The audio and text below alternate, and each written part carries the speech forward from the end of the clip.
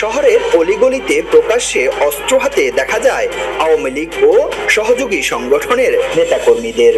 ভারী অস্ত্র দিয়ে গুলি ছোড়া হয় ছাত্র জনতার উপর। গুলিতে প্রাণ যায় 10 জনের। যদিও শিক্ষার্থীদের দাবি এই সংখ্যা আরও বেশি। আহত হন শতাধিক মানুষ। অস্ত্রধারী কয়েকজনের নাম এখন সবার মুখে মুখে। এর মধ্যে রয়েছে জেলা ছাত্রলীগের সাবেক সিনিয়র সহসভাপতি জিয়াউদ্দিন বাবলু, কাজিরবাগ ইউনিয়ন আওয়ামী লীগের সাধারণ সম্পাদক আব্দুর রউফ, জেলা যুবলীগের সাংগঠনিক সম্পাদক লুৎফুর রহমান খোকন হাজারি। এত ভারী অস্ত্র আমরা ইতিমধ্যে আর কখনো দেখি নাই। ছাত্র জনতাকে নির্বিচারে পাখির মতো গুলি করে তাদেরকে নৃশংসভাবে হত্যা করেছে। গুলি করতে করতে আগাচ্ছে। আমি একদম কি বলবো, আমরা একদম থ হয়ে গিয়েছিলাম যে এই পরিবেশে আমাদের ফেনীতে আমরা কখনো দেখিনি। এর আগেও বিভিন্ন রাজনৈতিক কর্মসূচি ঘিরে আওয়ামী